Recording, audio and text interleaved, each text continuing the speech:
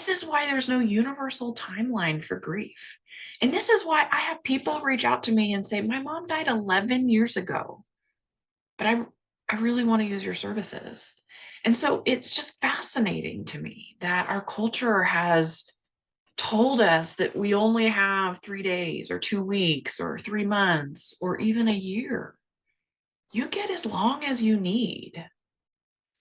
So now you might be wondering, okay, so I'm 2 years out and I'm still feeling this really strongly. So when do I get additional support, or do I need additional support?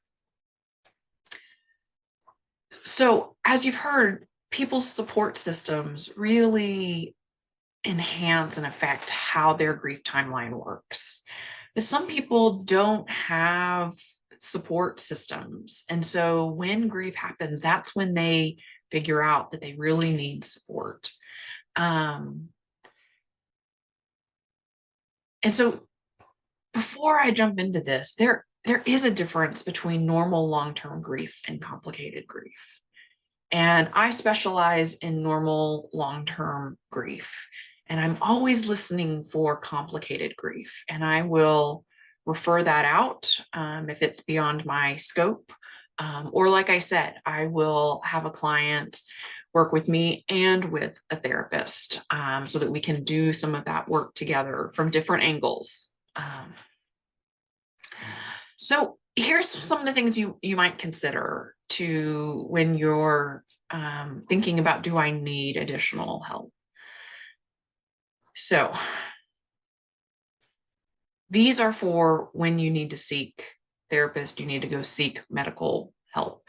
So if you're having thoughts of hurting yourself, go to the ER immediately.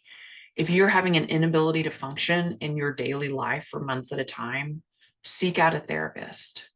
If you're avoiding everything and anything related to your loved one, seek support. If you have an inability to accept that your loved one is gone, seek support.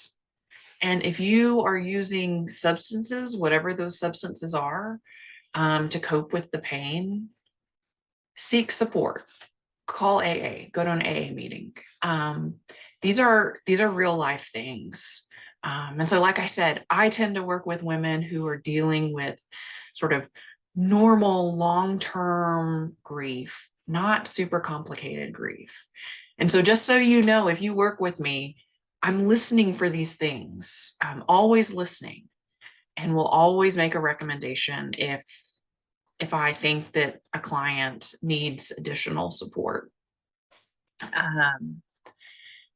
And so these symptoms that I just listed might indicate complicated grief, depression, PTSD, or any number of additional potential diagnoses, and would greatly benefit not just from professional treatment like the service, like what I offer, working with you one-on-one, but I mean professional services like healthcare professionals, counselors, psychiatrists, therapists, medical doctors, all that.